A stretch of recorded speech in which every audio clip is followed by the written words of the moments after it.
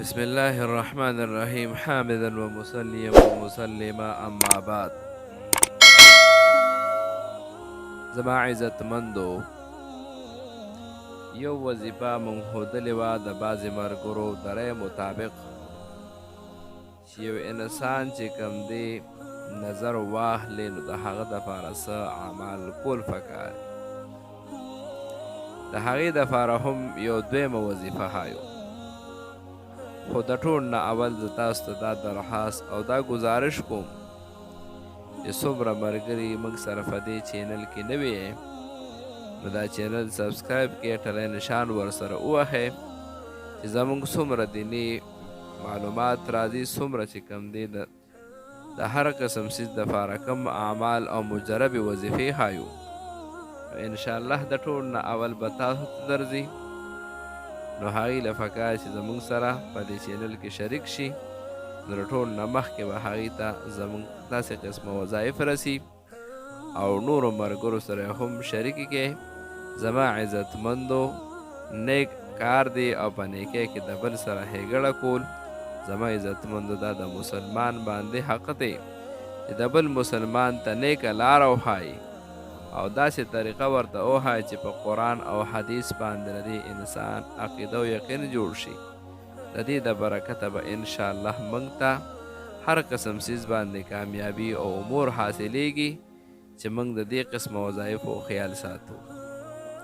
اوس خصوصا د هغې کسانو دپاره دا عمل هم نو دا عمل به څنګه طریقې سره کوي، یا خو به داسې وکړي چې یو سپینه پاڼه به راوالي او دا په هغې باندې ولګي تعویض به ترې جوړ کړي او چې کوم کس بیمار وي هغه بیمار ته ترې په غاړه کې واچي.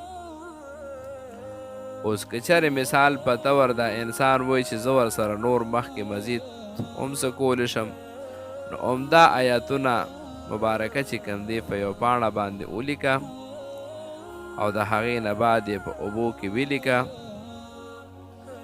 هغه اوبه چې کوم دی په دې بیمار باندې وڅښه، انشاءالله خدای به صحت ورکړي. اوس د دې ورد به څو پیرې کوي؟ 7 پیرې به هم د دې ورد کوي. که مثال په طور تعویض په ساخت ته نه جوړوي او چې اوبه پرې دموي نو بیا به 7 پیرې د دې ورد وکړي، 7 پیرې به اولولي او په دې باندې به ښه ډېرې اوبه دم کړي.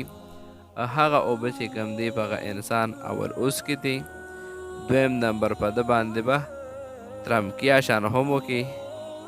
اوس دریم نمبر که د ده وجود پاک وي نو پاک وجود باندې په یو داسې محفوظ ځای کې یو کنده وکړي یا یو غټ لوښي کې په هغې کې په ځان دا اوبه واړئ او دغه اوبه بیا یو پاک ځای کې ورته کنده وباسي، په هغې کې واړئ نو انشاءالله به ده چې کوم د نظر د اثر دی دا به ترنه ختم شي.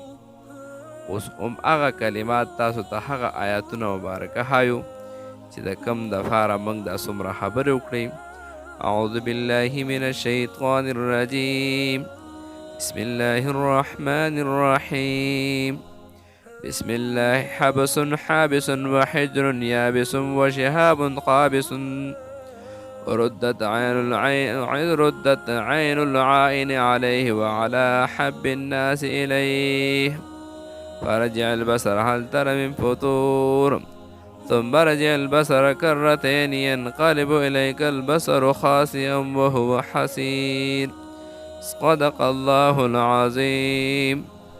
زما عزتمندو، دغه طریقه کار د دې سره وکړی شي انشاءالله بیمار ته به الله پاک د دې د برکته صحت ورکړي.